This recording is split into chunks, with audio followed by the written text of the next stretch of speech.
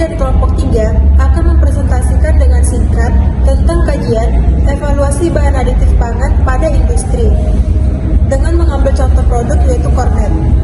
Perkenalkan, nama saya Francisca Kagurning dengan NPM 2516180. Perkenalkan, nama saya Frederika Alexandra Pelpat, NPM 2516007. Perkenalkan, nama saya Yulius Amalia Soromaking dengan NPM 251610031.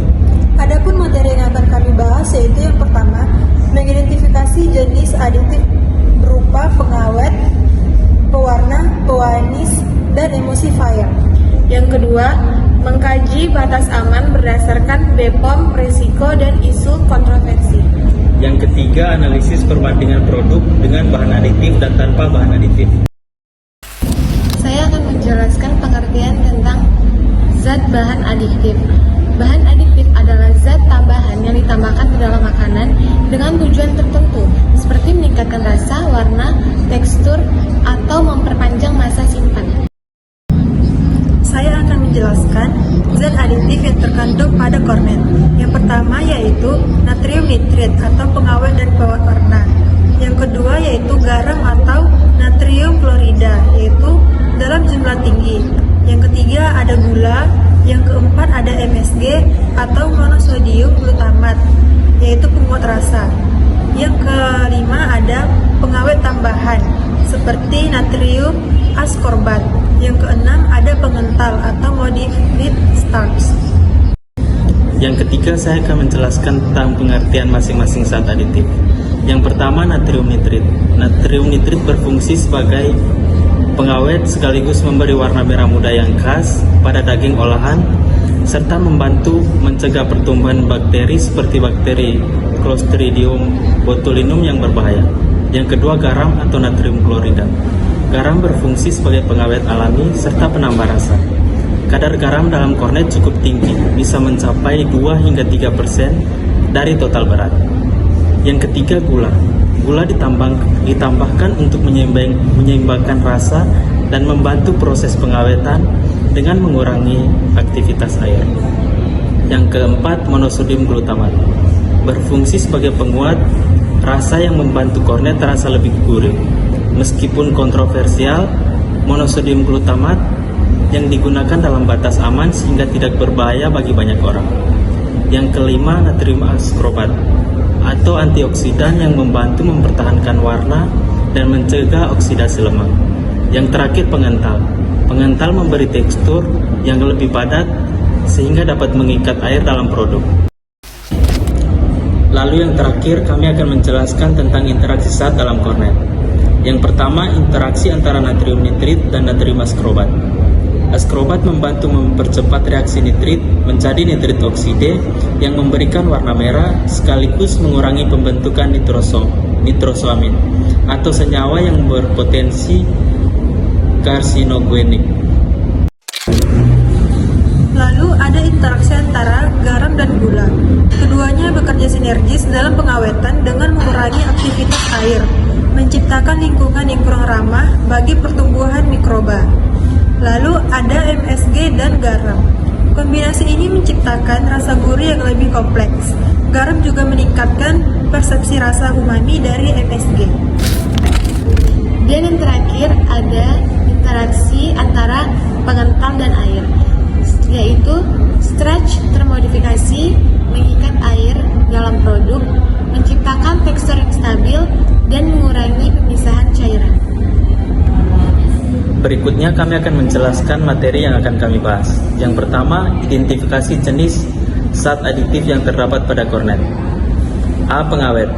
Kornet umumnya mengandung 1. Natrium nitrit, yaitu mencegah pertumbuhan bakteri Clostridium botulinum dan memberikan warna merah muda khas. Yang kedua, natrium nitrit, pengawet tambahan. Yang ketiga, asam askorbat atau vitamin C, yaitu antioksida yang mencegah ketengikan. Yang terakhir, natrium benzoat, terdapat pada beberapa produk. B. Pewarna. Yang pertama, karmin atau cochineal yaitu pewarna alami dari serangga. Yang kedua, retri atau eritrosit, yaitu pewarna sintesis yang jarang digunakan. Yang ketiga, warna merah pink, sebagian berasal dari reaksi nitrit dengan mioglobin daging. C. Pemanis. Kornet biasanya tidak menggunakan pemanis buatan, tetapi mungkin ada. Yang pertama, gula atau sukrosa, yaitu pemanis alami, juga membantu pengawetan. Yang kedua, dextrosa, yang terdapat pada beberapa produk. D. Emulsifier. Yang pertama, sodium tripolifosfat, yaitu pengikat air dan menjaga tekstur. Yang kedua, karkinen, yaitu pengental dari rumput laut. Yang ketiga, sodium kasinet, yaitu pengemulsi dari protein susu. Yang terakhir, modified starch, yaitu pengental dan stabilizer.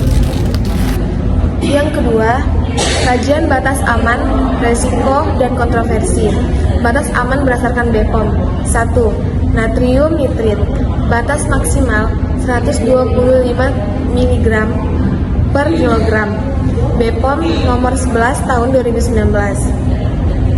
Batas asupan harian yang diterima 0 sampai 0,07 mg per kilogram berat badan per hari.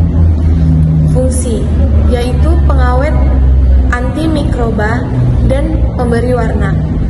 2. Natrium nitrat. Batas maksimal 500 mg per kilogram. Batas harian yang diterima 0 sampai 3,7 mg per kilogram berat badan per hari. 3. Karmin. Batas maksimal sesuai kebutuhan atau GMP. Batas harian yang diterima 0,5 mg per kilogram berat badan per hari. 4. Fosfat. Batas maksimal 3000 mg per kilogram. Batas harian yang diterima 0 sampai 70 kg berat badan per hari. Risiko kesehatan. Risiko natrium nitrit dan nitrat. Yang pertama, dapat membentuk nitrosamin saat dimasak pada suhu tinggi. Yang kedua, risiko kanker kolesterol jika berkonsumsi berlebihan. Yang ketiga, metemoglobinemia pada bayi, jarang. Risiko fosfat berlebihan. 1. Gangguan fungsi ginjal.